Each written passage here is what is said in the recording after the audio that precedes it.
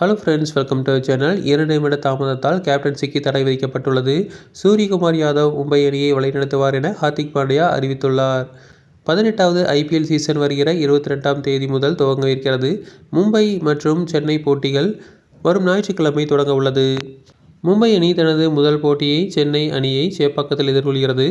இந்த போட்டியில் மும்பை அணியின் கேப்டனாக ஹார்திக் பாண்டியா செயல்படாத சூழல் ஏற்பட்டுள்ளது. இந்த நிலையில் சென்னை அணிக்கு எதிரான போட்டியில் சூரியகுமார் யாதவ் கேப்டனாக செயல்படுவார் என ஹார்திக் பாண்டியா அறிவித்துள்ளார். கடந்த சீசனில் ரோஹித் சர்மாவை கேப்டன் பதவியிலிருந்து நீக்கிவிட்டு ஹார்திக் பாண்டியாவை மும்பை அணியின் நிர்வாகம் புதிய கேப்டனாக நியமித்தது. ஐபிஎல்லில் ஸ்லோ ஓவர் ரேட் என்கிற விதிமுறை கடைபிடிக்கப்படுகிறது. அதன்படி பந்து வீசும் அணி அவர்களுக்கு கொடுக்கப்பட்ட நேரத்துக்குள் பந்து வீசி முடிக்க வேண்டும்.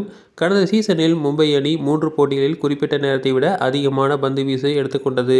குறிப்பாக லக்னோவுடன் மோதிய கடைசி லீக் போட்டியில் 3வது முறையாக பந்து வீசியிருந்தது. இதனால் மும்பை அணியின் கேப்டன் ஹார்திக் பாண்டியாவுக்கு 30 லட்சம் ரூபாய் அபராதமும் ஒரு போட்டியில் ஆடுவதற்கான தடையும் விதிக்கப்பட்டது.